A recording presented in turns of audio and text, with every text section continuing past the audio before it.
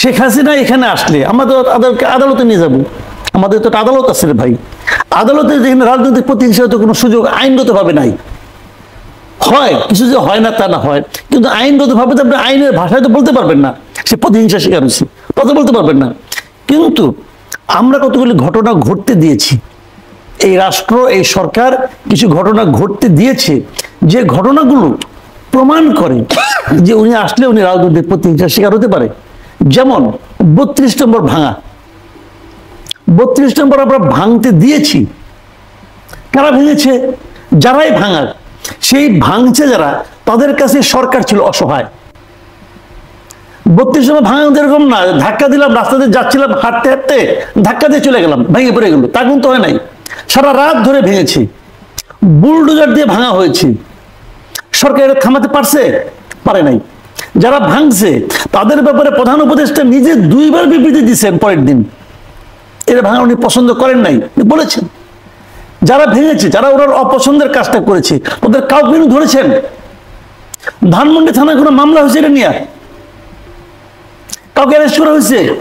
বুলডোজারটা কোথায়? যে বুলডোজারতে ভাঙলে ওই বুলডোজার দিয়ে কি প্যান্টের পকেটে ঢুকে রাখছে? ওটাও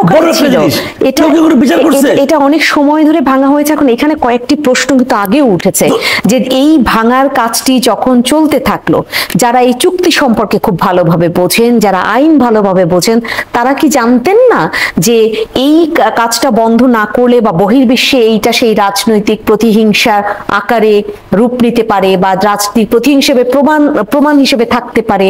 এটা যদি তারা বুঝেই থাকেন তাহলে তারা করতে দিলেন কেন? এই প্রশ্নটা কিন্তু অনেক আগেই উঠেছে। এটি তো আমারও প্রশ্ন। এখন এই ঘটনাটা কে ঘটেছে? সরকার কিন্তু ঘটায় নাই, জি, বাট সরকার ঘটতে দিয়েছে। কে ঘটেছে? বেসিক্যালি মূলত ঘটেছে যে কয়েকজন ব্লগার আছে, ইউটিউবার আছে, বিদেশ থেকে প্যারিসে, বিশেষ করে ইলিয়াস হোসেন, পিনাকি ভট্টাচার্য, ওনারা দিয়েছেন এই কাজটা, ওনারা উস্কে দিয়েছেন। এটা উস্কে দেওয়ার মাধ্যমে ওনারা আসলে ভারতের পারপাস সার্ভ করছেন। মানে ভারত শেখ হাসিনাকে তাদের এখানে রেখে, ভারত কিন্তু আন্তর্জাতিক পর্যায়ে একটা বিব্রতকর পরিস্থিতি ছিল, তারা কিভাবে এটাকে জাস্টিফাই করবে? এখন সেই জাস্টিফিকেশনটা তাদের হাতে এরা তুলে দিয়েছে এই 2 লোক। আওয়ামী লীগ শাসন আমলে তারা এইটা বোধহয় ভারতকে দিয়ে দিচ্ছে, নাকি চীনকে দিবে, না কোন ধরনের ভারসাম্য বজায় রাখছে, এই আলাপচারিতা থাকার কারণে এখন মানুষের এই জায়গাটায় আগ্রহ বেশি। রাজনীতি কতটা রয়েছে, আর সেই আগ্রহের জায়গা থেকে এই কাজ কিভাবে এগোতে পারে বা কি হতে পারে বা কোনো সুনির্দিষ্ট আপনি কোনো ধরনের বার্তা পেলেন কিনা সেটা একটু শুনতে চাই। না, একটা জিনিস হলো কি, আমাদের সব নদী নিয়ে আমাদের ক্রাইসিস আছে।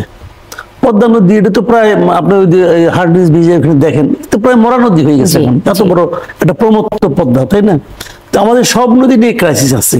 কিন্তু মানুষের মধ্যে কি হয়েছে, যে তিস্তা নিয়ে যে কথাটা আপনি বললেন, যে তিস্তাটা তো মানে প্রায় হয়ে যাওয়া একটা চুক্তি, হচ্ছে না এবং হবে না ধরে নিয়েই কিন্তু তিস্তার পানি সংরক্ষণের জন্য আমরা একটা ব্যবস্থা নিচ্ছি। এবং দেখেন, তিস্তা এই প্রজেক্ট কিন্তু ভারতকে দিয়ে দেওয়ার ব্যাপার না, অথবা চীনকেও দিয়ে দেওয়ার ব্যাপার না। আমরা একটা প্রজেক্ট হাতে নিয়েছি, আমরা এটা করতে চাই, এটা পরিকল্পনা, এটা প্ল্যান, এখনো কিন্তু পরিকল্পনা পর্যায়ে আছে, কিছুই ঠিক হয়নি। এটাকে বাস্তবায়নের সহায়তা করবে, এটা নিয়ে টানা পড়েন। আমরা একটা, আমার মাটিতে আমি একটা প্রজেক্ট করব, সেটা আমি কাকে দিয়ে করাবো বা কার সাহায্য নিয়ে করব, সেটা তো আমার ব্যাপার। এটা নিয়েও কিন্তু বিগত সরকারের আমলে নানা ধরনের রাজনীতি হয়েছে। কিন্তু চীনকে দিয়ে আমি করাতে পারলে আমার কি সুবিধা, ভারতকে দিয়ে করাতে পারলে আমার কি সুবিধা, অথবা আমেরিকা দিয়ে করালে কি সুবিধা, এটা তো আমি বুঝবো, এটা তো আমার বোঝার কথা। কিন্তু সেটা নিয়েও কিন্তু আমরা সারাক্ষণ শুনে আসলাম এটা চীনকে দিয়ে করানো হচ্ছে, চীনের পরিকল্পনা। কিন্তু পরে শেষ মুহূর্তে এসে ক্ষমতা থেকে চলে যাওয়ার আগ মুহূর্তে শুনলাম ওনারা নাকি এটা ভারতকে দিয়ে করাবেন, কারণ ভারত নাকি বলছে আমরাই করে দেবো, মানে আমরাই তোমাকে সমস্যা সৃষ্টি করব, আমরাই সমাধানের জন্য তোমাকে একটা ব্যবস্থা করে চেষ্টা করবো। এটা আসলে কিন্তু আমি মনে করি যে one kind of conflict of ইন্টারেস্টের মধ্যে পড়ে, আমার যেটা ধারণা আছে। যা হোক, সেটা একটা ব্যাপার ছিল। কিন্তু মানুষের আগ্রহ কিন্তু আপনি যেটা বলেন ওইটাই, যে মানুষ যেহেতু তিস্তাটা নিয়ে অনেক আলোচনা হচ্ছিল, অতএব তিস্তা প্রজেক্টে কি হবে এটা নিয়ে মানুষ আসলে আগ্রহটা বেশি। কিন্তু আরেকটা জিনিস আমি বলি, যে এই সরকার যেটা করছে না চীনের সঙ্গে, একটা নীতিগত একটা ঐক্যমত পড়ছে, যে নীতিগতভাবে তারা আমাদেরকে হেল্প, কোনো চুক্তি ফুক্তিগত হয় নাই, একটা নীতিগত একটা ঐক্যমত যে আমরা এটা করবো, আপনাদেরকে হেল্প করতে হবে, আপনাদের হেল্প নেব এবং আপনারা আমাদেরকে হেল্প করবেন। এটাই আসলে উচিত ছিল। উচিত ছিল কেন, এটা তো একটা বড় প্রজেক্ট যদি হয়, ধরেন আপনার প্রায় 20 বছর 25 বছর ধরে চলবে, এটা তো 2-3 দিনে হবে না, এটা একটা লম্বা প্রজেক্ট। এখন এরপর একটা পলিটিক্যাল গভর্নমেন্ট আসবে, পলিটিক্যাল গভর্নমেন্ট তো মনে করেন জনগণের ম্যান্ডেট নিয়ে আসবে, গণতান্ত্রিক প্রক্রিয়া আসবে। এই সমস্ত চুক্তি আসলে পলিটিক্যাল গভর্নমেন্টের জন্যই ছেড়ে দেওয়া উচিত, এটা আমি যেটা মনে করি। এই গভর্নমেন্টের যে কাজটা সেটা হলো যে তারা একটা ওপেন করে দিয়ে আসলো যে আমি একটা সিস্টেম তোমাকে দেখাই দিয়ে গেলাম যে এইভাবে তোমরা অগ্রসর হতে পারো। তারপরে সেই চুক্তিতে কি থাকবে কি থাকবে না, আমার স্বার্থ কোথায় থাকবে থাকবে না, এগুলো নতুন যে স্থায়ী গভর্নমেন্ট আসবে তারা ঠিক করবে। অর্থাৎ তাহলে অন্তর্বর্তী সরকার একটা দ্বার উন্মোচনের কাজটা যেটা তাদের করা দরকার সেটা সেটা দারুণ মোচনে আছে এবং কাজটা তাদের করেছে। এইটাই করা জি। উচিত ছিল, তারা ওই কাজটাই করেছে। আমি কিন্তু মনে করি বরং চুক্তি করলেই নানা ধরনের বিতর্ক হতে পারতো, এবং চুক্তি তারা চীন এই গভর্নমেন্টের সঙ্গে ও ধরনের চুক্তিতে যাবে কিনা এটা নিয়েও আমার সন্দেহ আছে। তারাও বলবে যে আপনাদের কোনো রেগুলার গভর্নমেন্ট না, আপনারা যে কাজটা করছেন হ্যাঁ ঠিক আছে। একটা হলো যে আপনার ব্যবস্থা মানে একটা দারুণ মোচন যেটা আপনি বললেন যে শব্দটা, এটাও হতে পারে যে দেখাই দিলেন যে কি করতে হতে পারে। আমি মনে করি এই আই ওপেনিং হিসেবে এটা ভালো, এবং এটা আমি মনে করি যে এই সরকার তার দায়িত্বটা তারা ঠিকভাবে পালন করছে চীন সফরের ক্ষেত্রে। জনগণ কেন্দ্রিক সম্পর্কের প্রতি প্রতিশ্রুতিবদ্ধ ভারতের জনগণ যদি মনে করে যে কেন আমরা পার্শ্ববর্তী দেশের একজন অভিযুক্ত বা অপরাধী যদি প্রমাণিত হয়, অভিযোগ প্রমাণিত হয় তাহলে তো অপরাধী, তাকে আমরা আমাদের দেশে কেন রেখে ঝামেলা বাড়াবো।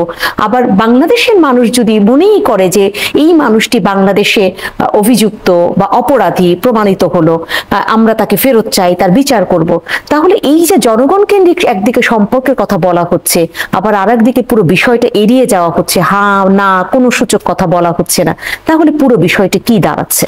শুনেন, জনগণ কেন্দ্রিক যে সম্পর্ক, এটা হলো একটা বায়বীয় টার্ম।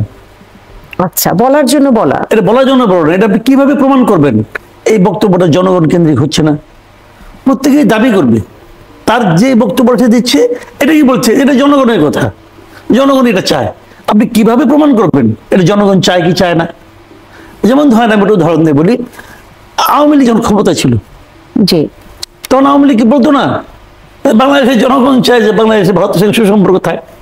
বলতো তো, ভারতও বলতো বাংলাদেশের জনগণ এটা চায়, কারণ এই সরকার এত ভোট পেয়ে আসছে, এত আসন পেয়ে আসছে। তো ওটা কি বাংলাদেশের জনগণের প্রকৃত সেন্টিমেন্টের রিফ্লেকশন ছিল? ছিল না তো। আপনি হাজার চিল্লাপাল্লা করেন, প্রমাণ করতে পারতেন না। কাজে এইটার একটা বায়বীয় একটা টার্ম, ওই আলোচনায় আমি যাচ্ছি না। আলোচনাটা হলো আমার দেশের একজন নাগরিক ওখানে আছে, তার বিরুদ্ধে মামলা চলছে, আদালত তার বিরুদ্ধে গ্রেফতারি পরোয়ানা জারি করেছে। কাজে মামলা যখন চলবে তখন তার তো আদালতে থাকার কথা, এটি তো স্বাভাবিক নিয়ম। নিঃসন্দেহে তাকে আমরা ফেরত পেতে চাই। এটার জন্যই কিন্তু এই যে প্রত্যর্পণ যে একটা চুক্তি আছে আমাদের সঙ্গে, সেই অনুযায়ী তারা আমাদেরকে ফেরত দেবে, এটি হলো নিয়ম। আমরা ওনাদের অনেক লোককে ফেরত দিয়েছি, এর আগে দিয়েছি তো, এই চুক্তির আওতায় দিয়েছি। জি, এখন এই চুক্তির আওতায় আমরা তাকে ফেরত পেতে চাই, এবং এটা পাওয়া আমাদের এটা আমাদের মানে দাবি, এবং এই দাবির পেছনে যুক্তি আছে, এবং এই দাবির পেছনে লজিক আছে, এবং এই দাবির পেছনে আমাদের আইনও আছে। মানে তাদের চুক্তিটা তো এক ধরনের আইনের মতোই, এটা আছে আমাদের। বাট আমাদের এখানে কিছু কিছু ঘটনা প্রবাহ এই জিনিসটাকে দুর্বল করে দিছে। দুর্বল করে দিয়েছে কিভাবে সেটা বলি আপনাকে।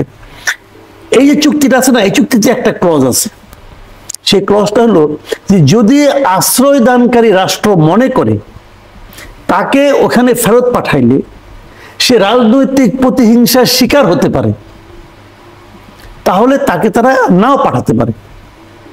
এই অপশনটা তো আছে এই চুক্তির অপশনটা মধ্যে। আছে। জি।